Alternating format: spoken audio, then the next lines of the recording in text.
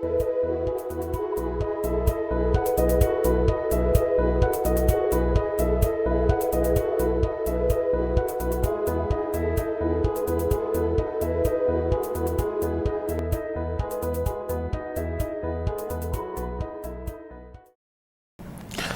alaikum. I am Adnan Shoaib, faculty member at ComSci Institute of Information Technology, and today is our lecture number 3 regarding the course issue insurance and risk management, FNC 710.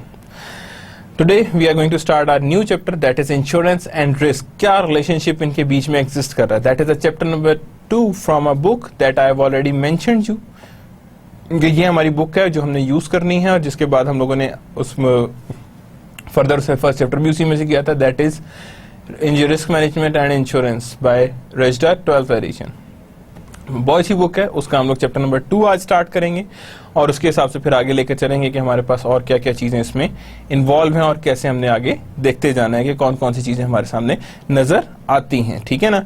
तो उसमें हम lecture number 3 start कर रहे हैं। Insurance and risk को first of all start कर रहे हैं कि हमारे पास इंश्योरेंस एंड रिस्क स्टार्ट हो रहा है और इसमें हमने देखना है कि क्या रिलेशनशिप इनके बीच में एग्जिस्ट करता है और कैसा रिलेशनशिप है जो इनके बीच में एग्जिस्ट कर रहा है। और जब इनके रिलेशनशिप्स को आइडेंटिफाई करना है तो दैट मीन्स कि हमारे पास इंश्योरेंस एंड रिस्क इन्वॉल्व होता है, ठीक है। तो इनके बीच का रिलेशनशिप जो होता है, याद रखें रिस्क और इंश्योरेंस का हमेशा रिलेशनशिप साथ ही रहा है कि when there is a risk there is also being a type of that is reduction of risk that is known to be as a insurance. के insurance is the type of risk reduction कि जिससे हम लोग reduce करते हैं या risk को hedge कर रहे होते हैं in the form of insurance, कि हम लोग इंश्योरेंस की फॉर्म में उसे हेज कर रहे होते हैं और उस तरीके से हम लोग उसे हटा रहे होते हैं कि that is are insurance and risk. Objective क्या है? That is definition and basic characteristics of insurance. कि क्या डेफिनेशन एग्जिस्ट कर रही है, क्या बेसिक कैरेक्टरिस्टिक्स है इंश्योरेंस की, वो हमने देखनी। Characteristics of an ideally insurable risk, क्या कैरेक्टरिस्टिक्स कौन कौन सी हैं आइडियली इंश्योरेबल रिस्क की। Adverse selection and insurance versus gambling, कि एडवर्स सिलेक्शंस क्या होती हैं और इंश्योरेंस क्या होती हैं। That means we are going to see both of them कि what is meant by adverse selection and another one what is meant by insurance. And then insurance versus gambling is also there, कि insurance और gambling हमारे पास दोनों चीजें साथ साथ ही exist कर रही हैं, ठीक है ना। Insurance versus hedging is also there, insurance भी आ रही है, हेजिंग भी आ रही है, बोथ केसेस आर देयर, ठीक है, कि हमारे पास इंश्योरेंस भी साथ साथ है and then there is also being known to be as a gambling. Insurance versus hedging वो भी साथ साथ चल रही हैं कि हमारे पास इंश्योरेंस और हेजिंग में क्या है। अब gambling and hedging that we are going to define in a very different way. हमने ये दोनों चीजें बड़ी डिफरेंट वे में हमने डिफाइन करनी है कि हमारे पास क्या क्या चीजें हैं जो इसमें इन्वॉल्व करेंगी और किस किस तरह से हमने उसे साथ लेकर आगे चलना है। टाइप्स ऑफ इंश्योरेंस हमारे पास आती हैं कि क्या किस किस टाइप की इंश्योरेंस हैं और किस किस तरह से वो इंश्योरेंस सामने आ रही हैं, ठीक है ना। Benefit and cost of insurance society, कि बेनिफिट कौन कौन सी हैं और type cost of insurance to society, कि जो इंश्योरेंस है उसकी कॉस्ट क्या है। जस्ट लाइक प्रीमियम, प्रीमियम क्या होता है, when we have taken the insurance we have to pay the premium, और प्रीमियम कैसे और किस तरह से इन्वॉल्व होगा that we are going to see कि किस तरह से उसे हम प्रीमियम को आइडेंटिफाई कर सकते हैं। यानी benefit and cost of insurance to society, क्या क्या बेनिफिट है और क्या क्या कॉस्ट है benefit to society, and what are the how these cost are being maintained, कि किस किस तरह से ये कॉस्ट हमारे पास मेंटेन होकर हमारे सामने आ सकती है। जिस तरह से वो कॉस्ट आएगी that we are going to see कि हमने उसे किस किस तरह से सामने लेकर आना है। तो जैसे आएगी उसी हिसाब से we are going to see कि हमारे पास कैसे आ सकती है। सो ऑब्जेक्टिव्स हमने देख लिए। Now we are starting with the first definition and basic characteristics of insurance. तो definition of insurance, insurance is the pooling of fortuitous losses by transfer of such risk to insurer who agrees to indemnify insured for such losses to provide other pecuniary benefit to their occurrence or render service connected with the risk। Insurance क्या होती है, वो pool कर रही होती है फॉर्चुअस losses को, यानी कि आप एक लॉसेस हैं जिनको आपने होना है और वो उसके लिए इंश्योरेंस आपको इंडेमनिफाई करता है कि खुदा ना खास्ता अगर आपके पास ये लॉस हुआ तो I would give you a pecuniary benefit और decided benefit on its incurrence to render services connected to this risk, और सारी की सारी सर्विसेज आपको बहाल करके दूंगा जितनी भी सर्विस से कनेक्टेड हैं या जितनी भी इससे कनेक्टेड रिस्क में आएंगी, वो सारी की सारी चीजें मैंने इधर ही से बहाल करूंगा और इधर ही से देख के मैं आगे चलाऊंगा। So insurance is the pooling of a fortuitous losses, कि जितने भी हमारे पास फॉर्चुअस लॉसेस हैं वो पूलिंग हैं और उसी की वजह से by transfer of such risk to insurer, क्या हम किसको ट्रांसफर कर रहे हैं, that is a risk to such insurer को, हु एग्री टू इंडिमनिफाई, वो क्या करते हैं, किसको करते हैं, agree to indemnify insured for such losses, insured कर रहे हैं फॉर सच लॉसेस को, to provide other pecuniary benefit, के अदर पेक्यूनरी बेनिफिट्स हो ऑन देयर, अच्छा पेक्यूनरी बेनिफिट मींस के जो उससे रिलेटेड हैं या जितने लॉसेस हुए हैं, that we are known to be as a pecuniary benefit on their occurrence, किस पे, जब वो अकर हो रहे हैं, और to render services connected with the risk, और जितनी भी हमने रेंडर करनी services connected with the risk, कि हमारे पास इतनी सर्विसेज हैं जो रेंडर हो रही हैं और that these are connected with the risk, कि हमारे पास इतनी सर्विसेज हैं जो हमारे पास कनेक्टेड आ रही हैं, and these services are being always connected with these amounts of time. Basic characteristics of risk क्या आ रही हैं, पूलिंग ऑफ लॉसेस, लॉसेस कैसे पूल होते हैं और किस तरह से पूल होके आ रहे हैं, नीचे we are going to see certain formula, आपको नजर भी आ रहे होंगे स्लाइड में।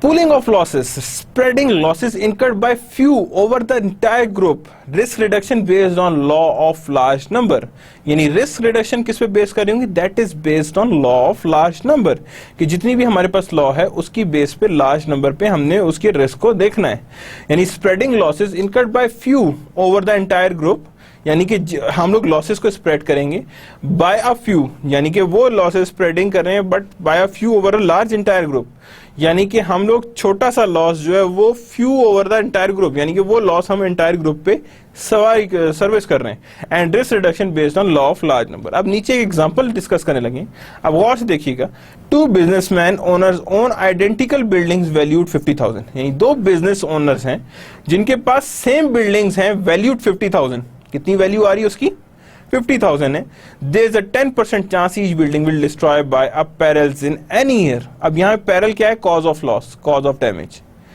Each building will destroy peril any year, and loss to either building is an independent event, और लॉस किसी भी एक बिल्डिंग पे होना वो एक इंडिपेंडेंट है, वो किसी पे डिपेंडेंट इवेंट नहीं है, अगर डिपेंडेंट इवेंट होता तो there is some other things. Expected value and standard deviation of losses क्या है, अब क्या है यहाँ पे 90% चांस है कि कोई लॉस नहीं होगा, एंड 10% चांस है कि 50,000 में से हमारे पास लॉस होगा, ठीक है, 10% chance each building will be destroyed by a peril, यानी 50% का 10% चांस है कि वो डिस्ट्रॉय होगी, और 0% चांस है कि वो डिस्ट्रॉय नहीं होगी, क्या होगी, वो डिस्ट्रॉय नहीं होगी। तो इन अदर वर्ड्स 10% का मतलब ये कि 5,000 का लॉस एक्सपेक्टेड है, क्या है हमारे पास, एक्सपेक्टेड लॉस कितना है, 5,000 का लॉस हमारे पास एक्सपेक्टेड है, तो जब हमारे पास 5,000 का लॉस एक्सपेक्टेड है, दैट मींस 0.90 माइनस 5,000 0 स्क्वायर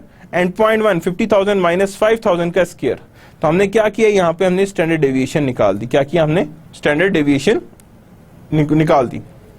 देखें मैं यहाँ पे अगर प्रोबेबिलिटीज बनाता हूँ, क्या करता हूँ मैं यहाँ पे प्रोबेबिलिटीज बनाता हूँ, प्रोबेबिलिटीज क्या है जी, P1 एंड P2, 10% प्रोबेबिलिटी है कि लॉस होगा, 90% प्रोबेबिलिटी कि लॉस नहीं होगा, जब लॉस नहीं होगा तो लॉस की अमाउंट भी तो जीरो ही आएगी ना, और लेकिन 10% चांस है लॉस हो तो 50,000 का कुछ अमाउंट जाएगी, 50,000 की कुछ अमाउंट जाएगी, तो जब 50,000 की कुछ अमाउंट जाएगी तो दैट मीन्स कि हम इन दोनों को मल्टीप्लाई करेंगे, ऊपर का 0 आ गया, नीचे का 5,000 आ गया, ऊपर का क्या आ गया, 0 आ गया और नीचे का क्या आ गया, दैट इज ऑफ 5,000 आ गया, तो यानी हमारे पास यहाँ पे हर एक लेवल पे हम लोग यहाँ पे लॉसेस को निकाल रहे हैं कि हमारे पास कितना है, तो इनका मीन वैल्यू कितनी आ रही है, that is of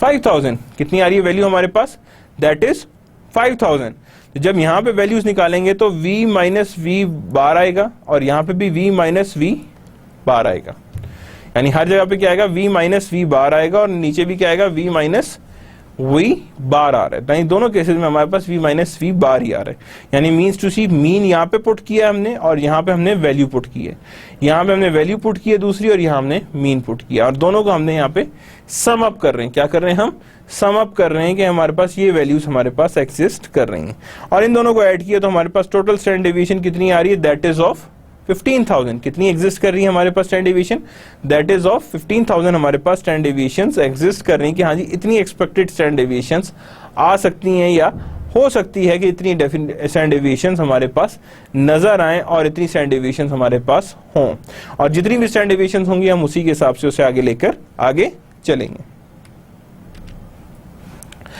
If the owner instead pool combine their loss exposure and each agree to pay an equal share of any loss, अब यहां पे क्या कर रहा है वो, if the owner instead pool their loss and each agree to pay an equal share of any loss that might occur, यानी दोनों अपनी क्या करते हैं, इन्वेस्टमेंट को पूल आउट करते हैं। क्या करते हैं वो दोनों, पूल आउट करते हैं। तो पूल आउट करते हैं तो इसका मतलब क्या है यहाँ पे कि हमारे पास instead pool combine their loss exposure, कि अपने लॉस एक्सपोजर्स को वो क्या करते हैं, कंबाइन करते हैं। तो अब कंबाइन करते हैं तो यहाँ पे कितना आएगा, एक्सपेक्टेड लॉस कितना है 0.81, कितना है हमारे पास 0.81, एंड यहाँ पे कितना है 0.9, यानी अगर हमारे पास गौर से देखें तो यहाँ पे 0.90 था, उसमें से अगर मैंने कहा जी 10% चांसेस हैं कि वो यहाँ पे लॉसेज आएंगे। क्या आएंगे यहाँ पे हमारे पास, लॉसेज आएंगे। तो अंडरस्टूड सी बात है 0 एंड 25% आ रहे हैं। क्या आ रहे हैं यहाँ पे 0 एंड 25%। पिछली साइड पे देखिएगा यहाँ पे क्या हो रहा था, देखिए 50,000 था, 50,000 का हमने आराम से यहाँ पे वैल्यूज निकाली हुई थी, ये हमारे पास आ रही हैं। यहाँ पे वो कह रहा है जी यहाँ पे अगर हमारे पास क्या आ रहे हैं, यहाँ पे एक्सपेक्टेड लॉसेस कितना है 0.810, 0.09। अब यहाँ पे कितना है 10% है ना, यहाँ पे कितना है हमारे पास 10% था। तो यहाँ पे हमने क्या किया 90% पे आए हैं। किस पे आए हैं हम, 90% पे आए हैं। तो 90% में से हमने 10% अलग किया तो 0.9 आ गया। तो 0.81 के चांसेस हैं कि 0 रहेगा और 0.09 चांसेस हैं कि 25,000 का लॉस होगा। And same goes with the other one कि 0.09 एंड 0.01 10 के साथ चलेंगे, यानी these are related to 90% and these are related to 10%।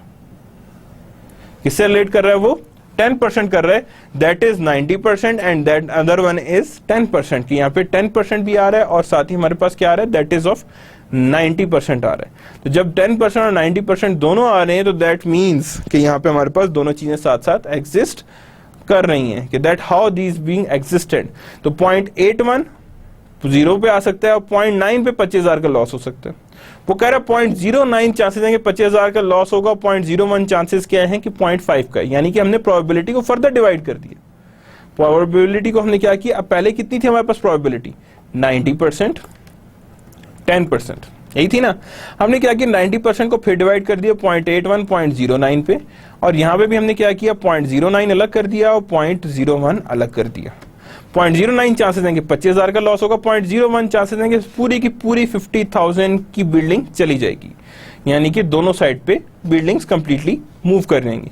अब यहां पे देखें तो इन 4 अब आ गए, कितनी आ गई 1 2 3 4। अब यहां पे 0.9 के 2 थे तो इसलिए यहां पे हमने 2 लिख दी, यानी हमने सारों को प्लस कर लिया।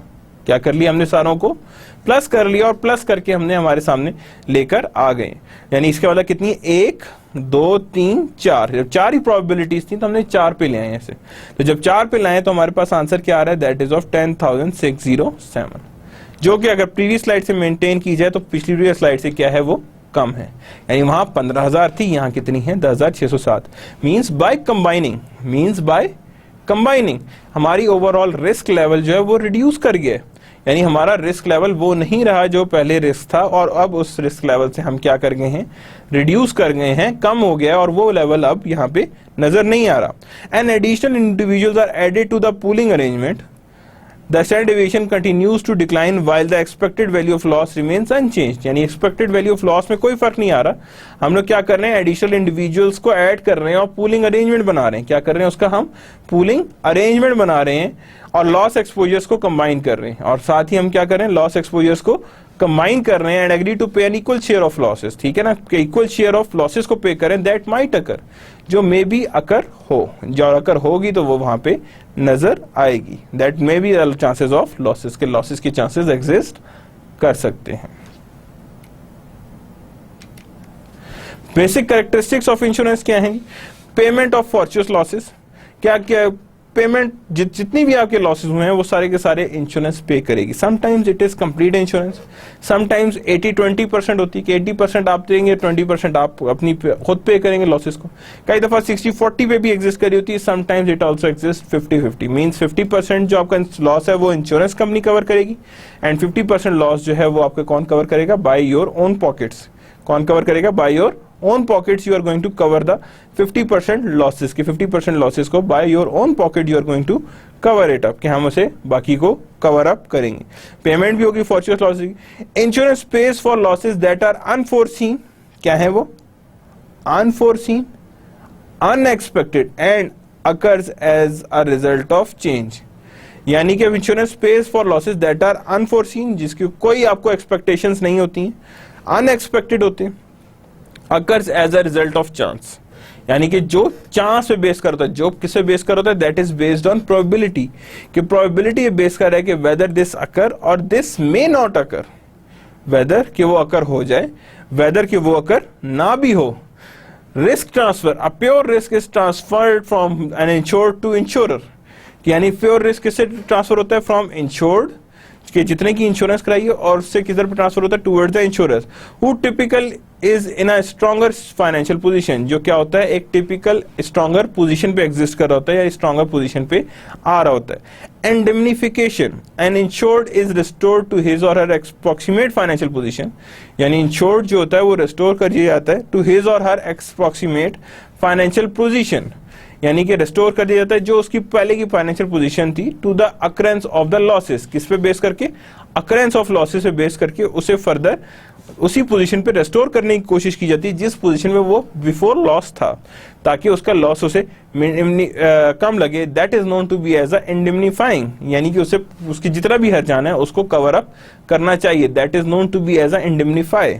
तो that's how, that is the basic characteristics of insurance. One is a payments of fortuitous, risk transfer and indemnification. क्या है? Payment to fortuitous losses, risk transfer, indemnifications, यानी तीनों चीजें, पेमेंट भी आ गई है, रिस्क ट्रांसफर भी आ गया, इंडेमनिफिकेशन भी आ गई है, यानी तीनों चीजें हमारे सामने एग्जिस्ट कर रही हैं और तीनों चीजों के हिसाब से ही हम आगे लेकर चल रहे हैं। ओके जी, नेक्स्ट है जी characteristics of the ideally insurable risk. Ideally जो इंश्योरेबल रिस्क होती हैं उनकी what are the characteristics of them, कि उनकी क्या क्या कैरेक्टरिस्टिक्स हैं जो हमारे सामने एग्जिस्ट कर रही होती हैं। What are the characteristics of ideally insurable risk, कि उनकी आइडियली इंश्योरेबल रिस्क कौन कौन से हैं। The large number of exposures units to predict average loss. क्या मतलब है? कि large number of exposure units, जितनी ज्यादा एक्सपोजर यूनिट्स होंगे टू प्रेडिक्ट एवरेज लॉस, के कितने एवरेज लॉसेस हो सकते हैं। एक्सीडेंटल एंड अनइंटेंशनल लॉस, यानी कि insurable risk to control more moral hazards and assure more randomness, कि जितनी ज्यादा रैंडमनेस होगी उतना उसके लिए बेहतर होगा। तो large number of exposure risk units आ गया, एक्सीडेंटल और अनइंटेंशनल लॉस आ गया। क्या आ गया? एक्सीडेंटल एंड अनइंटेंशनल लॉस आ गया। And to control moral hazards are also there and to assure the randomness. क्या चीज एश्योर करनी है? दैट इज रैंडमनेस को हमने एश्योर करना है। डिटर्मिनेबल एंड मेजरेबल लॉस, क्या है? डिटर्मिनेबल जो इसे हम डिटर्मिन कर सकते हैं, एंड मेजरेबल लॉस कि जितने हमारे पास मेजर होके आ सकते हैं। That means determinable and measurable loss to facilitate loss adjustment. किसको हमने फैसिलिटेट करना है? टूवर्ड्स द लॉस एडजस्टमेंट, की जितनी भी हमारे पास फैसिलिटेट करेंगे उसे हमें क्या करना है? That means we are going to adjust facilitate with the loss adjustment, कि हमने उसे लॉस को एडजस्ट करना है। Insurer must be able to determine if loss is covered, यानी insurance must be able to determine if loss is covered और if so how much should be paid, यानी कि आप इंश्योरर को पता होना चाहिए कि must be able to determine if loss is covered and if so how much should be paid, यानी कि अगर क्या सारा का सारा लॉस कवर अप हो जाएगा, और अगर सारा कुछ कवर हो जाएगा तो इसके लिए उसे क्या पे करना पड़ेगा? In the form of premium, कि प्रीमियम की फॉर्म में वो क्या और कैसे और किस तरह से उसे पेमेंट करेगा, और जिस तरह से पेमेंट करेगा that is on the part of the same links, यानी उसी लिंक्स पे ये काम करेगा और उसी लिंक के हिसाब से ये चलेगा, कि that is the insurable risk, और उसी के हिसाब से ये लेकर आगे चल रहा होगा। ओके जी, requirements of the insurable risk. Insurable risk की क्या रिक्वायरमेंट है और कैसे ये वर्कआउट करता है? No catastrophic loss. Catastrophic loss means natural losses, यानी earthquake, hurricane, storms etcetera whatsoever, यानी कि रिक्वायरमेंट्स ऑफ इंश्योरेबल रिस्क क्या है कि वो कैटास्ट्रोफिक लॉसेस पे नहीं आना चाहिए। To allow the pooling technique for to risk, यानी कि आप टेक्निक पूलिंग कर सकते हैं, बिकॉज नो कैटास्ट्रोफिक लॉस का मतलब ये है कि आप यहाँ पे अगर कोई कैटास्ट्रोफिक लगाएंगे तो उस पर तो किसी का कंट्रोल नहीं, इट्स अ सिस्टमैटिक वन। तो इसीलिए पूलिंग टेक्निक को अलाउ करता है when we are not incorporating a catastrophic losses. ये कैटास्ट्रोफिक लॉसेज को अगर नहीं ले रहे तो वो पूलिंग टेक्निक पे वर्क करता है। Exposure to catastrophic losses can be managed by, यानी कि जितनी भी कैटास्ट्रोफिक लॉसेज होते हैं उनको हम कैसे और किस तरह से मैनेज कर सकते हैं। Dispersing coverage over a large geographic area, कि dispersion covered over a large geographic area using reinsurance and catastrophe bonds, यानी कि exposure to catastrophic loss can be managed by dispersing coverage over the large geographic area, यानी इसे distribute कर दें large geographic area में, and using reinsurance catastrophic bonds, यानी कि उसे यूजिंग री इंश्योरेंसेस एंड कैटास्ट्रोफिक बॉन्ड्स, यानी कि जितने भी हमारे पास कैटास्ट्रोफिक बॉन्ड्स हैं वो हमारे पास नजर आए।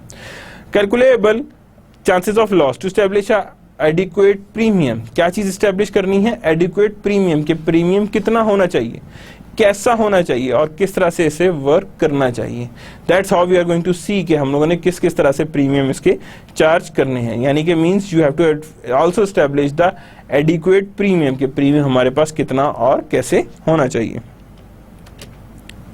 Requirement of insurable risk, economically feasible premium, economically क्या है, feasible premium, so people can afford to buy, यानी अब आपने इंश्योरेंस है, अब फॉर एग्जांपल आप फैक्ट्री की इंश्योरेंस, आप कहते हैं जी 10 करोड़ की, तो उससे अगर प्रीमियम की बात करेंगे तो डेफिनेटली वहां पे लोग अफोर्ड नहीं कर पाएंगे। तो आप प्रीमियम ऐसा रखें जो लोग अफोर्ड कर सके, अदरवाइज इंश्योरेंस तो नहीं हो पाएगी। Insurance is not being possible. Premium must be substantially less than face value of a policy, premium क्या है, वो substantially less than the face value of a policy, कि जितने की फेस वैल्यू है उससे डेफिनेटली प्रीमियम क्या होता है, कम होता है। Based on this requirement most personal property and liability risk can be insured, यानी ये सब अगर हम रिक्वायरमेंट्स देखें तो इसके हिसाब से पर्सनल प्रॉपर्टी लायबिलिटीज बहुत आराम से इंश्योर हो सकती हैं। Market risk, financial risk, production risk and political risk are difficult to insure, यानी मार्केट रिस्क, फाइनेंशियल रिस्क और production risk and political risk are always be difficult to insure, कि उन्हें हम आराम से इंश्योर नहीं कर सकते, because there is a variations, और इसीलिए इंश्योरेबल रिस्क और नॉन इंश्योरेबल रिस्क में वेरिएशंस एग्जिस्ट कर रही होती हैं और उसी के हिसाब से ये चीजें मूव कर रही होती हैं। तो economically feasible premium and based on requirements, यानी कि रिक्वायरमेंट्स हमारे पास इंश्योरेबल रिस्क की ये आती है, फिजिबल प्रीमियम हो और requirements of personal liability risk would be there, और मार्केट रिस्क, फाइनेंशियल रिस्क और प्रोडक्शन रिस्क आर देयर, कि मार्केट रिस्क, फाइनेंशियल रिस्क और production risk and political risk are difficult to insure, यानी इनको आप ensure नहीं कर सकते। मार्केट की रिस्क कितना है, you can't ensure it, financial risk you can't ensure it, production risk you can't ensure it and political risk that definitely you can't ensure it. तो ये कुछ टाइप्स की रिस्क हैं जिनको आप इंश्योर नहीं कर सकते। Exit risk of fire as a insurable risk, कौन कौन सी risk of fire and as a insurance risk, large number of exposure units, yes numerous exposure units are present. आप ये नहीं कह सकते कि हाँ ये छोटा सा एक गोदाम रखा हुआ है या छोटी सी एक बोरी रखी है, इससे आग लगी तो इसकी इंश्योरेंस नहीं, आपको पता हो कि उसका इम्पैक्ट फिर बड़ा हो, उसकी इम्पैक्ट ज्यादा हो, और जितना इम्पैक्ट ज्यादा होगा उतनी इंश्योरेंस ज्यादा होगी और उतना ही प्रीमियम भी ज्यादा होगा, उतना ही प्रीमियम भी ज्यादा होगा, और उतना ही प्रीमियम जब ज्यादा होगा तो डेफिनेटली वहां पे इंश्योरेबल रिस्क इन्वॉल्व होता है। Accidental and unintentional losses, yes, with the exception of arson, most fire losses are accidental and unintentional, यानी कि most of the fire units जो होते हैं वो अनइंटेंशनल होते हैं और एक्सीडेंटल होते हैं। Determinable and measurable losses, yes, if there is a discriminate over amount paid, a person property insurance policy have provision for resolving the dispute, यानी कि जब भी डिस्प्यूट होगा यानी कि मेजरेबल लॉसेज में तो डेफिनेटली वहां पे वो सॉल्व किया जाएगा on property insurance policy, based on property insurance policy. No catastrophic losses, yes, although catastrophic fires have occurred, all exposure units normally do not burn at the same time, कि सारे के सारे exposure units एक ही दफा में burn नहीं होते हैं बल्कि वो चेंज हो रहे होते हैं। Calculable chance of loss, yes, chance of fire can be calculated, the average severity of fire loss can be estimated in advance, यानी कि पहले ही बता दिया था कि इतना सिवियर हो सकता है फायर का losses, and can be estimated in advance, कि हम उसे एडवांस में पहले ही एस्टिमेट करके रख लें कि हाँ जी इतना है। इकोनॉमिकली फिजिबल प्रीमियम, कि इतना हमारे पास इकोनॉमिकली फिजिबल प्रीमियम है, यस, प्रीमियम रेट पर $100 of fire insurance is relatively low, यानी $100 पे पर प्रीमियम रेट पर $100 के हिसाब से काफी लो है, that is known to be as a your fire insurance. तो that definitely you can say that the premium is rate पर 500 इज रिलेटिवली लो, यानी प्रीमियम जो होता है वो ये कम चार्ज करते हैं as compare to fire face value, यानी कि फेस वैल्यू है उससे डेफिनेटली ये लो होता है. नेक्स्ट है जी रिस्क ऑफ अनएम्प्लॉयमेंट और एज एन इंश्योरेंस, यानी रिस्क ऑफ अनएम्प्लॉयमेंट भी आ गया एज एन इंश्योरेबल रिस्क, यानी कि अब अनएम्प्लॉयमेंट है तो that is also being can be a part of insurable risk. किस चीज का पार्ट होगा वो? इंश्योरेबल रिस्क का होगा. Large number of exposure units, not completely although there are large number of employees predicting unemployment is difficult because of different type of unemployment and different types of labour. यानी कि आपके पास again requirement क्या है? Large number of exposure units हो. तो यहाँ पे नॉट कंप्लीटली, बिकॉज यहाँ पे जरूरी नहीं कि आपके पास हर फील्ड से बहुत लार्ज नंबर के आपको अनएम्प्लॉयड लोग मिलें. तो दैट मीन्स पहली रिक्वायरमेंट तो पूरी नहीं हो रही. Accidental and unintentional loss, no. A large proportion of unemployment is due to the individual who voluntarily quit their job. That means ये भी पूरी नहीं हो रही. Determinable and measurable losses, not completely. The level of unemployment can be determined, but the measure of loss is difficult. यानी कितना loss हो रहा है, you can't say कि हाँ जी इतना लॉस हो रहा है. Some unemployment is voluntary, however, some employment is voluntary. No catastrophic loss. No, a severe natural recession or depression, local business conditions can result the catastrophic loss. कि जब बहुत बड़ा ही कोई डिप्रेशन आएगा तब ही यहाँ पे हमारे पास catastrophic losses नजर आएंगे, अदरवाइज catastrophic losses नहीं हो रहे होंगे और वो नजर भी नहीं आ रहे होंगे. Economically feasible premium आ गया. तो जब economically feasible premium, that means no adverse selection, moral hazard or potential catastrophic losses could be make the premium unaffordable, यानी कि ये सारी चीजें जो है वो प्रीमियम को अनअफोर्डेबल नहीं कर सकती या अनअफोर्डेबल नहीं बना सकती. Adverse selection and insurance. Now we are moving towards के एडवर्स सिलेक्शन और इंश्योरेंस में क्या लिंकअप्स एग्जिस्ट करते हैं और किस तरह से ये लिंक्स होते हैं. What are the linkups that exist between adverse selections and insurance. Adverse selection is the tendency of a person, यानी टेंडेंसी ऑफ अ पर्सन है with a higher than average chance, with a higher than average chance of loss to seek insurance at standard rate, यानी कि हम लोग chance of loss है और जिसमें insurance seek करेंगे एट स्टैंडर्ड रेट. किस पे सिलेक्ट करेंगे? At standard. If not controlled, अगर नहीं करेंगे तो adverse selection results in higher than expected loss level, यानी कि अगर नहीं कंट्रोल किया जाएगा तो adverse selection results in higher than expected loss level. Adverse selection can be controlled by careful underwriting, यानी careful underwriting, selection and classification of applicant of insurance and policy provisions. क्या करेंगे हम? Policy provision. Suicide clause in the life insurance, यानी suicide clause जो होगा वो that is also being a part in the life insurance के हमारे के अगर सुसाइड की गई तो लाइफ इंश्योरेंस नहीं यहाँ पे चार्ज की जाएगी और उसी के हिसाब से हम आगे भी देख रहे होते हैं. ठीक है, तो यानी अगर हम कहेंगे एडवर्स सिलेक्शन क्या है? Is the tendency of a person with higher than average chance of loss, यानी tendency of a person's with an higher than average chance of loss to seek insurance at standard rate, यानी कि आप insurance में administrative rate लेने to seek the ये देखें ना average chance of loss to seek insurance at the standard rate. If not control, यानी कि हम उसे अगर कंट्रोल नहीं करेंगे तो adverse results in a higher than expected loss level, यानी कि हायर विलिंग्स आएंगे than expected loss level. Adverse selection can be controlled by careful underwriting. किसे करेंगे हम? careful underwriting. and another one is the policy provisions. क्या कहते हैं उसे हम? policy provisions are there. Now there is a difference that exists between insurance versus gambling. किसके बीच में difference exist कर रहा है? that is insurance and gambling. कि कितना हमारे पास इंश्योरेंस आ रही है और कितनी हमारे पास गैम्बलिंग एग्जिस्ट कर रही है. Insurance is the technique for handling an already existing pure risk. ये टेक्निक क्या है? Insurance is the technique for handling an already existing pure risk, यानी इंश्योरेंस क्या है? That is a technique for handling an already existing pure risk, कि ये वो technique है जो हैंडल करनी है ऑलरेडी एग्जिस्टिंग प्योर रिस्क को, यानी कि जो भी प्योर रिस्क है उसके हिसाब से हैंडल हो रही है.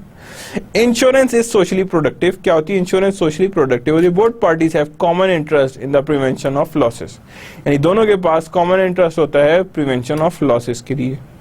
Gambling creates a new speculative risk, यानी गैम्बलिंग क्या होती है? एक नया स्पेकुलेटिव रिस्क सामने लेके आती है. क्या लेके आती है? नया रिस्क सामने लेके आती है. That is speculative. स्पेकुलेटिव क्या है? गेन और लॉस दोनों होंगे ना. गैम्बलिंग भी किसी तरह का एक नया रिस्क सामने लेकर आती है कि हाँ जी दिस रिस्क एग्जिस्ट, यानी ये रिस्क हमारे पास एग्जिस्ट करता है और ये रिस्क एग्जिस्ट कर रहा है।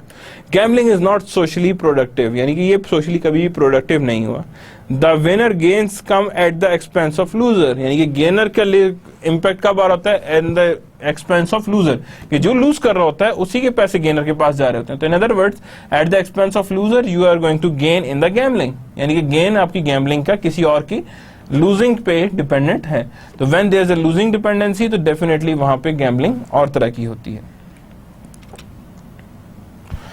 Further, risk is transferred by a contract. Insurance में risk is always be transferred by a contract, कि जितना कॉन्ट्रैक्ट है उसी के हिसाब से रिस्क ट्रांसफर होगा। Insurance involve the transfer of insurable risk, यानी कि इंश्योरेंस किसको इन्वॉल्व करेगा, that is the transfer of insurable risk, यानी कि इंश्योरेंस के बाद जो है वो the transfer of insurable risk, कि जितना भी रिस्क है वो ट्रांसफर होता है इंश्योरेंस में। Insurance can reduce the objective risk of a insurer through the law of large number, यानी कि ऑब्जेक्टिव रिस्क जो होता है, insurance can reduce objective risk of a insurer, यानी ऑब्जेक्टिव रिस्क कम कर सकता है by the law of large number. Hedging में क्या होता है, अब वहां पे देखिए पहले गैम्बलिंग का देखा था, अब किसका देख रहे हैं, इंश्योरेंस एंड हेजिंग है। Risk is transferred by a contract, वधारी बात है, यहाँ पे भी ट्रांसफरेबल बाय अ कॉन्ट्रैक्ट है, ठीक है ना। Hedging involves risk that are typically uninsurable, यानी कि वो रिस्क जो इंश्योरेबल नहीं है, यानी जिसको आप इंश्योर नहीं कर सकते। Hedging involves risk that are typically uninsurable या नॉन इंश्योरेबल, यानी जिसको आप इंश्योर नहीं कर सकते। तो जब इंश्योर नहीं कर सकते तो दैट मीन्स कि that is non insurable. Hedging does not की hedging does not result in reduced risk, यानी कि hedging जो है वो रिजल्ट इस रिजल्ट पे नहीं आती कि what is the reduced risk, कितना reduced risk आ रहा है, कितनी reduced risk में existence आ रही। तो hedging does not result in reduced risk, बल्कि ये उस रिस्क को कम करने के लिए वहां पे एक्टिविटीज कर रहे होते हैं और उसी पैसे को यूज करके उस रिस्क के लिए मेंटेनेंस जनरेट कर रहे होते हैं। जैसे फॉर एग्जांपल आपने कहीं पे पैसे भेजने हैं तो आप उसी जगह जाके पहले वो पैसे भेज के किसी को कर्जा दे दो 10% में, ताकि वो ऑलरेडी 10% अर्न करके रखे, यानी जितना भी अर्न करेगा वो उसी हिसाब से आगे चलता जाएगा कि that is how that is being earn. Types of insurance, private insurance and government insurance. Life and health, दोनों health insurance, life insurance, these are private insurance and property and liability are also being a private insurance. Government insurance क्या है, social insurance आ गई, other government insurance आ गई, यानी in other words main type of insurance are being run on the private sector, यानी private sector ही है जो बाकी इंश्योरेंसेस को रन कर रहा होता है। और उन्हीं की वजह से यहाँ पे देखें, यहाँ पे life insurance, health insurance, policy and property and liability insurance are under the private insurance. Private insurance, life and health insurance. First of all, life insurance pays death benefit to beneficiary when the insurer dies, यानी life insurance क्या करता है, आपके पास पूरी benefit जो है वो death वो उसके इंश्योरर यानी कि pays death benefit to beneficiaries, यानी बेनिफिशरीज को पे कर होता है व्हेन द इंश्योरर डाइज, कि जब भी इंश्योरेंस मरेगा वो वहां पे बेनिफिशरी लेगा। Health insurance covers medical expenses, यानी हेल्थ इंश्योरेंस क्या करेगा, कवर करेंगे मेडिकल एक्सपेंसेस को बिकॉज ऑफ सिकनेस और इंजरीज, यानी कि हमारे पास मेडिकल इंश्योरेंस में भी सिकनेस और इंजरी, सिकनेस एंड इंजरी हो सकती है, यानी कि means health insurance cover all these costs. And then disability plans pays income benefit, यानी कि disability plans pays income benefit, यानी कि जब भी आपके पास डिसेबिलिटी है तो that means you got to have a income benefit, यानी आपके पास क्या चीज आएगी, इनकम बेनिफिट एग्जिस्ट कर रहा होगा, यानी इनकम बेनिफिट उसी पे डिपेंडेंसी लेकर आगे चल रहा होता है। प्रॉपर्टी एंड लाइबिलिटी इंश्योरेंस, अब देखें प्रॉपर्टी और लाइबिलिटी इंश्योरेंस में अगेन इंडिमनिफाइज प्रॉपर्टी ओनर्स, यानी इंडिमनिफाई करेंगे प्रॉपर्टी ओनर को अगेंस्ट द लॉस और डैमेज, किसके अगेंस्ट, लॉस और डैमेज ऑफ रियल और personal property, against the loss और डैमेज ऑफ रियल और पर्सनल प्रॉपर्टी, यानी कि दोनों केस में यानी लॉस भी हुआ है डैमेज भी हुआ है of real property and personal property, both cases में।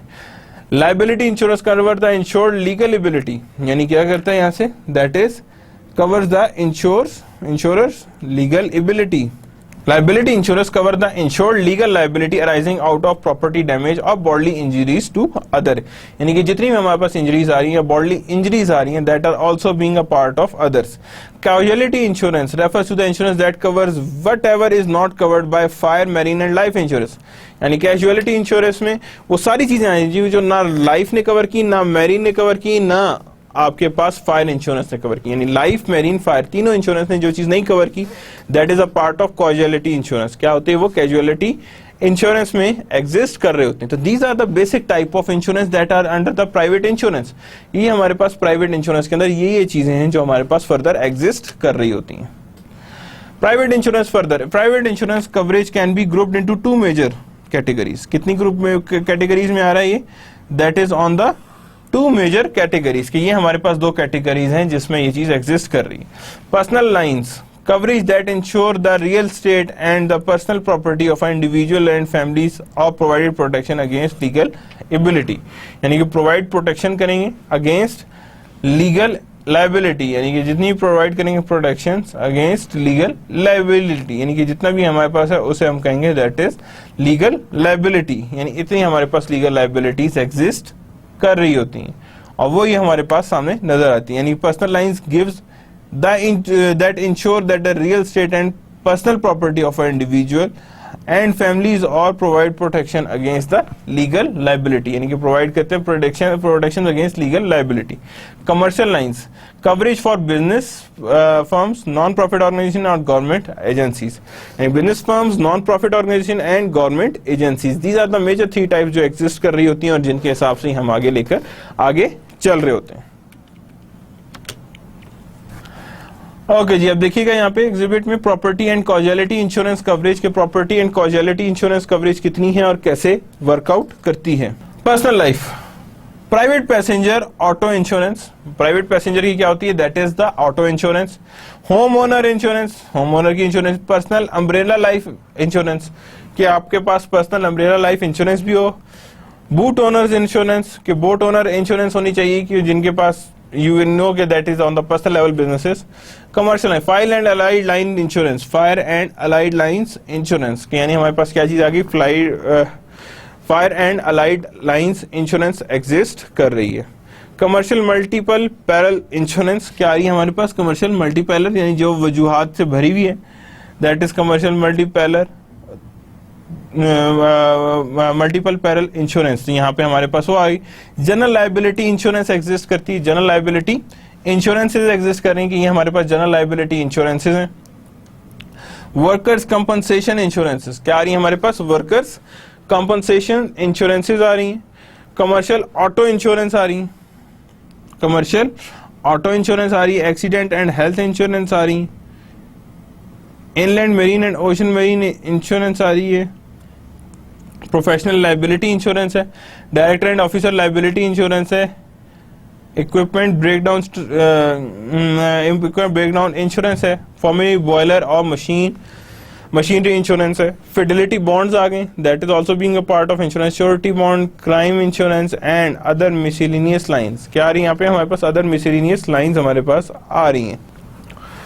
Next one is the government insurance. किसी तरफ आ रहे हैं हम? गवर्नमेंट इंश्योरेंस की तरफ आ रहे हैं. How they are being made and how they are being attend, यानी किस किस तरह से गवर्नमेंट इंश्योरेंस है that works. Social insurance program financed entirely और in large part by contribution from employer और एम्प्लॉय. फाइनेंस इंटायरली और इन लार्ज पार्ट, यानी कि या तो सारी की सारी major funded by contribution from employers. किसमें से ले रहे हैं कंट्रीब्यूशन? फ्रॉम एम्प्लॉयर्स एंड और एम्प्लॉइज, यानी किससे? एम्प्लॉयर से ले रहे हैं या एम्प्लॉइज से ले रहे हैं. Benefits are weighted heavily in favour of low income groups. Benefits are heavily weighted in favour of low income groups, यानी किसमें होता है? बेनिफिट जो होगा वो लो इनकम ग्रुप्स के ऊपर ज्यादा फेवर्ड होता है. For example social security, unemployment, worker group, यानी सोशल सिक्योरिटी भी है, अनएम्प्लॉयमेंट भी है एंड वर्कर कंपनी भी है. Other government insurance program found at both the federal and state level. Federal, वो flood insurance and health, state health insurance pools हैं. क्या है ये? हमारे पास state health इंश्योरेंस पूल्स हैं कि जिसके ऊपर जिसके हिसाब से हम we are going to move further कि हमारे पास क्या क्या चीजें इसमें इन्वॉल्व हैं। तो फेडरल फ्लड इंश्योरेंस और स्टेट हेल्थ इंश्योरेंस पूल्स, यानी ये हमारे पास किस फॉर्म में आएंगे, in the form of pools generate होंगे, यानी in the form of values हमारे पास जनरेट होते जाएंगे यानी होंगे, और उसी के हिसाब से we are moving further. Social benefits of insurance के सोशल बेनिफिट्स ऑफ इंश्योरेंस क्या हैं और कौन कौन से वर्क कर सकते हैं। इंडेमनिफिकेशन ऑफ लॉसेज हैं, इंडेमनीफाई हो जाते हैं लॉसेज, ठीक है। Contribute to family and business stability, यानी कि हमारे पास कंट्रीब्यूट करते हैं family and all that business family stability.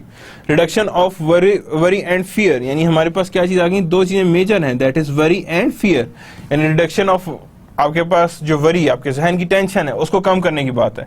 Insured are less worried about the losses, जो इंश्योर्ड होते हैं they are being less worried about the losses, because उन्हें ऑलरेडी पता होता है कि हमारे लॉसेज को इस टाइम कोई बैकिंग देने के लिए तैयार है, कि that how we are going to back these losses, कि हमने इसमें बैकिंग कैसे देनी।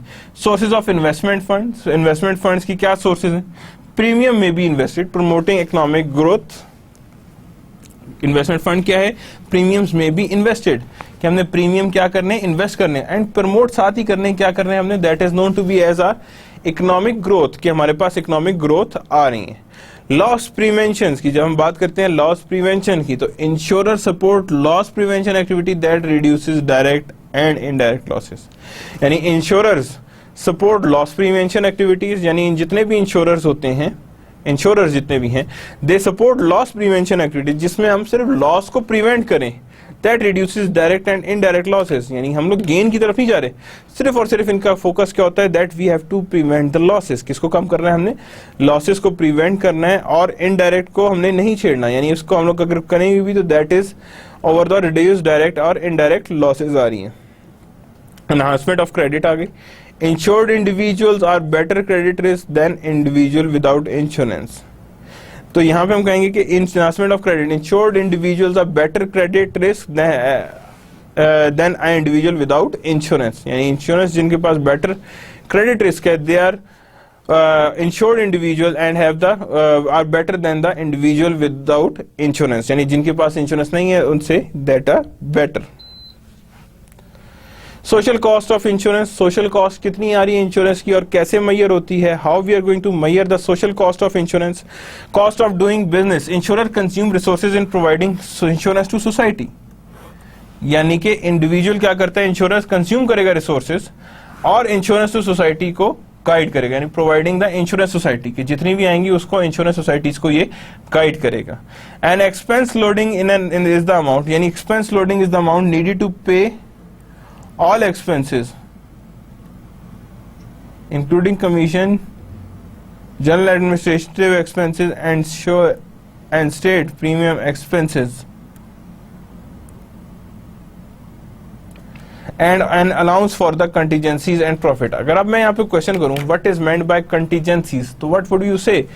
That means कि when we talk about a contingencies, that means anything that is a shortfall plan, कि अगर ये ना हुआ तो then what we are going to do, that is known to be as a contingencies, that means an alternative plan। क्या कह सकते हैं इसे हम, an alternate plan, कि हाँ जी what would be the our overall values, but if it would be like that, यानी ये इस तरह से वर्क करेगा तो what would be the R value, यानी हमारी वैल्यूज किस तरह से और कैसे वर्कआउट करें। कॉस्ट ऑफ फ्रॉडुलेंट और inflated claim, payment of fraudulent और inflated claim results in higher premium, क्या होता है, रिजल्ट्स कर देते हैं in higher premium to all instead, यानी कि हमारे पास क्या आता है, inflated claims results in higher premiums आएंगी to all insured, thus reducing disposable income, किसको रिड्यूस कर रहे हैं, डिस्पोजेबल इनकम को रिड्यूस कर रहे हैं, and consumption of other goods and services, क्या कर रहे हैं हम, consumption of all of other goods and services, कि आपके पास कंजम्पशन आए अदर गुड्स एंड सर्विसेज के कितने हमारे पास एग्जिस्ट कर रहे हैं। So what we have done overall, we have covered up with the very important topics that are being the standard deviations, कि standard deviations को हमने किस किस तरह से वर्क किया था। अभी तक हम लोगों ने इसमें हर चीज वेरी देखी कि हमारे पास ये चीजें भी इन्वॉल्व थी, everything is being there, but now we are moving towards what, we are moving towards some numerics। हमने अभी तक स्टैंडर्ड डेविएशन और एक्सपेक्टेड लॉसेस जनरेट तो किए थे, but we haven't practice it. Now if I would say कि we are going to practice certain losses, कि हमने लॉसेस को भी प्रैक्टिस करना है कि how we are going to get the losses. तो जब अगर मैं लॉसेस को प्रेडिक्ट करना है तो I have to get certain example. For example certain house, and house owner has $50,000 price. We have done this example. अब जब हमने ये एग्जाम्पल कर ली, we are going to get a simple example of another thing. अब मैं कहता हूं यहां पे हमारे पास प्रोबेबिलिटीज हैं. प्रोबेबिलिटी 0%, 10%, 15%, 20%, 30%. अब यहां पे देखिए 30, 20, 50, 60, 70, 75 हुई हैं अभी भी, और यहां मैं कहता हूं चलें 25% इसकी. अब वहां पे तो हमने बड़े आराम से क्या किया था, सब कुछ जो था वो एक ब्रैकेट के अंदर ले आए थे. But now it is not like that all the time. That method I want to show you. ये मेथड आपको दिखाना चाहता था कि ये मेथड हमने किस तरह से और कैसे वर्कआउट करना है और कैसे ये वर्कआउट होता है, how we are going to evaluate it. अब यहां पे देखिए, मैं कहता हूं सपोज 0% चांसेस हैं कि उस पे कोई भी लॉसेस ना हो, उसी मकान पे कोई भी लॉसेस ना हो. 10% चांसेस हैं कि उस पे लॉस हो, और लॉस कितनी अमाउंट का हो, that is almost of suppose whatsoever. तो यहां पे मैं कहता हूं कि 50% चांसेस हैं कि इस पे लॉसेस होंगे. 15% चांसेस हैं कि 25% लॉसेस होंगे, यानी मैं यहां पे कहता हूं कि दैट इज ऑफ 5,000. 20% चांसेस हैं कि सिर्फ 30,000 के लॉसेस होंगे उस बिल्डिंग के. 30% चांसेस हैं कि सिर्फ 15,000 का लॉस होगा, एंड 25% चांसेस हैं कि 40,000 का लॉस होगा. Now we got the values of, that is the values of house.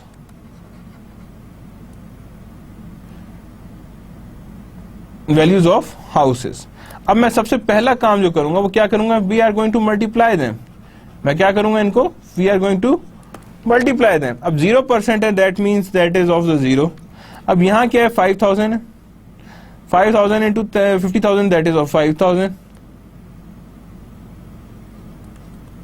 That is of 7,500. Because 25,000 into 15% that is 75, and same is the case that is of 6,000, and that is of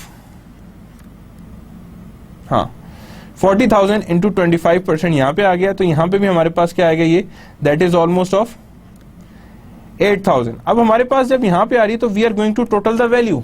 हमने क्या करना है, यहाँ पे total करना है value को. उसी के साथ आपने एक और कॉलम बनाना है. क्या करना है आपने, उसी के साथ आपने एक और कॉलम बनाना है. और करना क्या उस कॉलम में, आपने इन सब का जो टोटल आया है that is known to be as your value, that is mean value. हर एक को, यानी कि हर एक वैल्यू को v minus v bar. If this is v then v minus v bar. जो भी वैल्यू आएगी यहां पे क्या करेंगे, v minus v bar, and that goes like this, that goes like this. And fourth column is there. क्या करना है हमने, फोर्थ कॉलम भी है जिसको हमने बनाना है, और फोर्थ कॉलम में हमने क्या करना है, इसका स्क्वायर लेना है. v माइनस वी बार का क्या लेना है हमने, that we are going to take the square. कि हमने स्क्वायर लेना है इसका, और स्क्वायर के बाद हमने आइडेंटिफाई करना है कि इसमें क्या क्या चीजें इन्वॉल्व हैं, और उसी के हिसाब से हम इसकी वैल्यूएशंस को लेकर आगे चल रहे होते हैं. यानी ये 50,000, और इन सारी वैल्यूज को, यानी ये वाली जो सारी वैल्यूज हैं, इन सबका क्या लेना है, आपने स्क्वायर लेते जाना है. And the last column is that, हमने हमारे पास जो ये वैल्यू आई है का स्क्वायर, इसको प्रोबेबिलिटी से मल्टीप्लाई कर देना है. क्या कर देना है हमने, इसको प्रोबेबिलिटी से मल्टीप्लाई कर देना है, और मल्टीप्लाई करके हमने इसका आंसर निकाल देना है कि that how we are going to evaluate this and how we are going to analyze this, कि हमारे पास क्या क्या चीजें हैं जो हमारे सामने एग्जिस्ट कर रही हैं या हमारे सामने आ रही हैं. How we are going to evaluate them, कि किस किस तरह से वो चीजें आ सकती हैं. अब यहां पे अगर देखें तो अब हमने क्या करना है, जब इसकी सारों की वैल्यूज निकल आएंगी तो हमने इसको टोटल करना है, और जो भी टोटल आएगा उसको क्या करेंगे, अंडर रूट ऑफ टी ले लेंगे. तो हमारे पास क्या चीज आएगी, दैट इज स्टैंडर्ड डेविएशन. क्या चीज आएगी हमारे पास, that is known to be as are standard deviation. यानी हमारे पास क्या कॉलम्स हैं, फर्स्ट प्रोबेबिलिटी है, दूसरा वैल्यूज है, तीसरा मल्टीप्लाई किया है, फिर v माइनस वी बार है, फिर v माइनस वी बार का स्क्वायर है, and then v minus b bar का स्क्वायर इनटू p है, यानी each and everything you have to identify. वहां पे हमने जो एग्जांपल की थी उसमें 2 थे, बहुत हुआ 4 थे, but when you have a many probabilities, क्या चीज आ जाए हमारे पास, मेनी प्रोबेबिलिटीज, तो याद रखिएगा each and everything should be conducted separately. हर चीज को आपने सेपरेटली आइडेंटिफाई करना और उसी के हिसाब से निकालना। And that expected loss is also being based on probability, के जितने भी प्रोबेबिलिटी। याद रखिएगा जब हमने फ्यूचर प्रेडिक्ट करना होता है वी रिक्वायर प्रोबेबिलिटी, और हमने जब प्रीवियस से आगे जाना होता है तो वी रिक्वायर्ड हिस्टोरिकल डाटा, यानी हमने अगर सिर्फ फ्यूचर वो पता करना है जिसमें प्रीवियस वैल्यू कोई भी गिवन नहीं है, यानी कोई भी वैल्यू हमारे पास गिवन नहीं है, तो तब हमने अगर फ्यूचर पता करना है वी रिक्वायर प्रोबेबिलिटी, यानी प्रोबेबिलिटी को हमें रिक्वायर्ड होगा कि इतनी प्रोबेबिलिटी एग्जिस्ट करे, और उसी प्रोबेबिलिटी की बेस पे हम आइडेंटिफाई कर रहे होते हैं कि क्या क्या चीजें कैसे इन्वॉल्व हो रही हैं और किस तरह से ये कंडक्ट हो रही हैं। तो दैट मीन्स कि हमारे पास each and every probability must be there, और उसी प्रोबेबिलिटी के हिसाब से ही हम उसे लेकर आगे चल रहे होते हैं। तो that how we are going to calculate the standard deviation. और same goes with the expected losses, किसके साथ जाता है ये, same goes with the expected losses, किसके साथ जा रहे होते हैं, एक्सपेक्टेड लॉसेस के हिसाब से चल रहे होते हैं। और एक्सपेक्टेड लॉसेस में यही कर रहे होते हैं हम, that is 50,000 multiply by 0%, 10%, again 50,000, यानी कि हमने हर एक को इसमें मल्टीप्लाई करके ऐड करना है। तो दैट वी से कि हाँ जी इतना हमारे पास एक्सपेक्टेड लॉसेस हो सकते हैं, यानी इतने लॉसेस हमारे पास नजर आ सकते हैं और इतने लॉसेस हमारे सामने एग्जिस्ट करेंगे। That how that are being made and how that are being delivered, यानी हमारे पास इतने लॉसेस हैं जो हमारे पास क्लियरली एग्जिस्ट कर सकते हैं, यानी क्लियर फॉर्म में हमारे सामने आ सकते हैं कि ये लॉसेस हैं जो हमारे सामने नजर आ रहे हैं। These are the losses that can be attend, कि हमारे पास इतने लॉसेस आ रहे हैं। So that's how we calculate the standard deviation. Furthermore there is also being a talks of interest rate. अगर मैं यहां पे बात करूं कि इंटरेस्ट रेट क्या होता है, तो व्हाट वुड यू से कि what is meant bye interest rate. तो जब हम इंटरेस्ट रेट की बात करते हैं तो याद रखिएगा वहां पे 2-3 चीजों से मिलकर बन रहा होता है। तो यहां पे भी हमने इंटरेस्ट रेट को 2-3 चीजों से मिलकर बन रहा होता है, लेकिन उसमें एक चीज होती है that is known to be as risk, and risk of this amount is dependent on this answer. Risk of that amount is dependent on that answer, की यानी हमारे पास उन्हीं आंसर्स को लेके आगे चल रहा है कि ये हमारे पास आंसर्स हैं और इसी को आंसर्स को लेके हमने आगे चलना है कि that is being our answers, और इसी के हिसाब से हमने आगे लेकर उसे फर्दर कंप्लीट करना है कि ये हमारे पास वैल्यूज आ रही हैं और इसी के हिसाब से हमने वैल्यूज को आगे लेकर चलना है। Further more one more thing that I want to tell, कि याद रखिएगा सोशल कॉस्ट ऑफ इंश्योरेंस जो है that we are also going to calculate. हमने इसको भी कैलकुलेट करना है कि ये हमारे पास social cost of doing business भी है, कि हमारे पास सोशल कॉस्ट भी आ रही है और बिजनेस की वैल्यूएशंस भी आ रही हैं। और याद रखिएगा insurer consume resources in providing insurance to society, यानी कि इंश्योरर जो होता है वो रिसोर्सेज कंज्यूम करता है in providing insurance to society, यानी कि वो क्या करता है जितनी, देखिए अगर मैं कहूँ इंश्योरेंस कमाती क्या है तो आप क्या कहेंगे, इंश्योरेंस करती है, हमें तो इंश्योरेंस प्रोवाइड करती है, हमसे क्या लेगी, प्रीमियम लेगी, प्रीमियम को उठाएगी और किसी और जगह पे उसे इन्वेस्ट कर देगी, प्रीमियम उठाएगी और किसी और जगह पे उसे इन्वेस्ट कर देगी, और जब उसे किसी और जगह पे इन्वेस्ट कर देगी तो दैट मीन्स व्हाट, कि यहां वहां से जितनी भी अर्निंग्स आएगी कुछ तो आपके लिए रख लेगी, लेकिन बाकी अर्निंग्स वो अपने पास रख रही होगी, and it could invest it in somewhere else, कहीं पे भी इन्वेस्ट कर सकती है। फॉर एग्जांपल आपने कहा जी मुझे लाइफ इंश्योरेंस चाहिए 5 करोड़ की, और उन्होंने कहा ठीक है जी 1 लाख रुपए प्रीमियम होगा, आप 1 लाख दे रहे हैं पर मंथ, प्रीमियम तो जा रहे हैं। जब प्रीमियम चला गया तो आपको पता लगा कि आप लोग बहुत ज्यादा प्रीमियम दे चुके हैं, वो इंश्योरेंस कंपनी क्या करेगी, उस प्रीमियम को उठाएगी कहीं इन्वेस्ट कर देगी जहां से उसे रिटर्न आता रहे, और रिटर्न से आपकी ओवरऑल लॉस को कवर करने की कोशिश करेगी कि ये हमारे पास लॉस है और इसी लॉसेस के हिसाब से हमारे सामने कवरेज आएंगे, और उसी कवरेज को सामने रखते हुए ही वैल्यूज को आइडेंटिफाई करेगी कि हाँ जी ये वैल्यूज है जो हमारे सामने एग्जिस्ट कर सकती हैं, और इन्हीं वैल्यूज को लेके हम आगे चलेंगे कि दैट इज आवर वैल्यूज, और इसी वैल्यूज को लेके हम सामने चलते जाएंगे। तो दैट मीन्स कि हमने यहीं पे देखना होगा कि हमारे पास कितने लॉसेज आ रहे हैं। तो that's how actually insurance companies है, most of the time it happened कि आप प्रीमियम देते रहते हैं और आपका कोई लॉस नहीं होता, फिर क्या केस होगा, फिर जैसे ही टाइम खत्म होगा उस इंश्योरेंस का तो क्या करेंगे आप फौरन से उठाएंगे, सारी की सारी इंश्योरेंस उठाएंगे और कहेंगे जी, वो इंश्योरेंस कंपनी कहेगी जी ये रहा आपका प्रीमियम आप पे, और थोड़ा सा रिटर्न दे देगी, लेकिन जो बल्क अमाउंट में रिटर्न पर मंथ वो खाती रही है वो उसकी अपनी अर्निंग्स में होगी। That's why insurance is also being profitable. हमेशा सोशल इंश्योरेंसेज एग्जिस्ट नहीं कर रही होती, बल्कि प्रॉफिटेबल इंश्योरेंसेज भी एग्जिस्ट कर रही होती हैं कि ये हमारे पास इंश्योरेंसेज हैं और हमने इसी के हिसाब से वैल्यूज करनी है। इसी तरह cost of fraudulent and inflated claims, there also exist a cost of fraudulent and inflated claims, कि हमारे पास ये फ्रॉडुलेंट क्लेम्स हैं और ये हमारे पास क्या है, that is known to be as are inflated claims, कि ये हमारे पास इन्फ्लेटेड क्लेम्स भी आ रहे हैं और फ्रॉडुलेंट क्लेम्स भी आ रहे हैं। और जितने भी हमारे पास फ्रॉडुलेंट और इन्फ्लेटेड क्लेम्स आएंगे दैट इज बीइंग सीन कि यहाँ पे हमारे पास एग्जिस्ट कर रहे हैं। याद रखिएगा फ्रॉडुलेंट क्लेम्स जो होते हैं जिसमें जानबूझ के किया जाए, आप कोई चीज जानबूझ के खराब कर दो जस्ट टू गेट मनी। आप कहते हो जी कार नहीं लेनी है, जानबूझ के आप उसे हिट कर दो, क्या होगा, इंश्योरेंस आएगी, नई कार के पैसे दे देगी। जब नई कार के पैसे देगी तो that means you can easily change a car, तो दैट मीन्स कि that is known to be as are fraudulent claims. क्या कहेंगे इसे हम, कि ये फ्रॉडुलेंट क्लेम्स, और ये फ्रॉडुलेंट क्लेम्स नॉर्मली चलते रहते हैं। देखिए ना, पेमेंट ऑफ फ्रॉडुलेंट और inflated claims results in higher premium, उसकी वजह से होता क्या है, प्रीमियम्स हायर होती हैं टू ऑल इंश्योर्ड। किसमें होती है, to all insured, thus reducing disposable income. क्या चीज रिड्यूस करते हैं, डिस्पोजेबल इनकम को रिड्यूस करते हैं, और disposable income and consumption of other goods and services, जितनी भी डिस्पोजेबल कंजम्पशन है या other and consumption of other goods को अफेक्ट कर रहे होते हैं just because of this fraudulent claims, कि आप पे वो without claims they are running the things and they are using the things, यानी उसी के हिसाब से वो यूजेज की तरफ आ रहा होता है कि that how that are being used and how they are being evaluated, कि हाँ जी इतनी इतनी यूजेज है और इसी के हिसाब से हमने उसे आगे लेकर चलना होता है। So that's how these fraudulent claims are being use of being identified, कि हाँ जी ये हमारे सामने नजर आ रही हैं। तो that is how we are going to evaluate them, कि हमारे पास इतनी चीजें हैं जो एग्जिस्ट कर रही हैं। सो that means cost of fraudulent और इन्फ्लेटेड क्लेम्स भी आ गया, कॉस्ट ऑफ डूइंग बिजनेस भी आ गया। One more thing that I want to show you, that there exist certain things that is based on your other government and insurance program found at both at federal and state level, यानी सिर्फ और सिर्फ insurance private level पे नहीं बल्कि government level में, provincial और federal level भी एग्जिस्ट कर रही होती हैं, क्योंकि हमारे पास इंश्योरेंस ऑटोमेटिक है।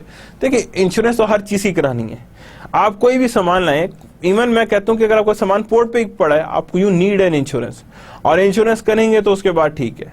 And the insurance companies earns by doing this, यानी कि उससे अर्न्स भी कर रहे होते हैं बिकॉज दे न्यू कि हाँ जी कई जगह पे लॉस हो सकता है, कई जगह पे लॉस नहीं भी हो सकता, और जहां पे लॉस नहीं हो सकता तो दैट मीन्स कि वहां पे हमारे पास इंश्योरेंस क्लेम्स आ सकते हैं। और इंश्योरेंस क्लेम्स कैसे कैसे आ सकते हैं और किस तरह से हम उन्हें आइडेंटिफाई कर सकते हैं, how we are going to identify these losses and these claims, कि ये हमारे पास क्लेम्स हैं और ये हमारे पास लॉसेज एग्जिस्ट कर रहे हैं। So these are the things that we are going to do when we talk about in government insurances.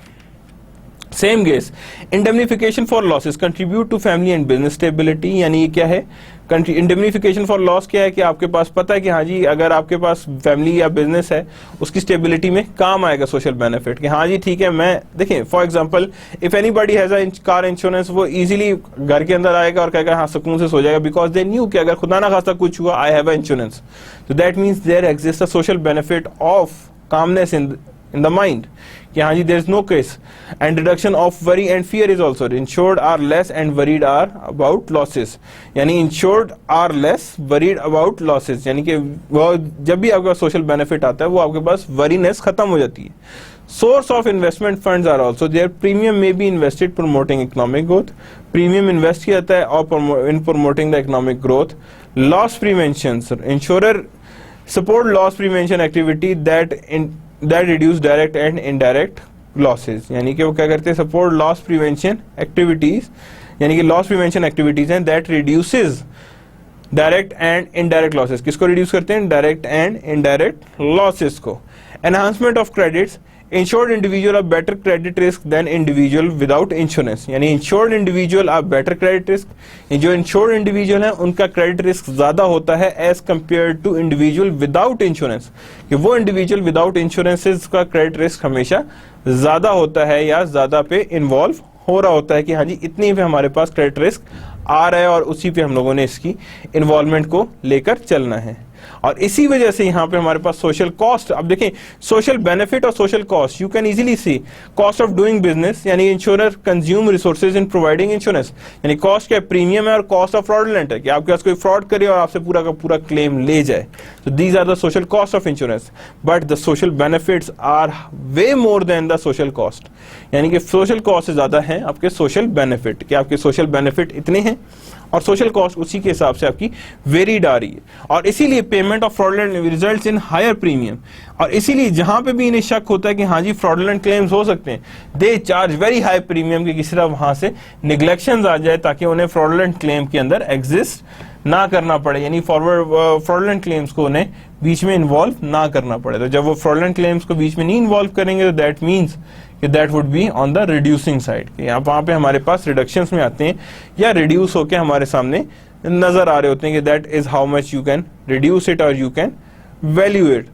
So that is the income and the consumption of other goods and services, के that is our income reduction and claims of other goods and services के ऊपर हो रहे हैं। So that's how we have identified for the cost of fraudulence, and that's the end of our today's lecture. What we have studied today, we have studied what the insurance is, how it's link up with the risk.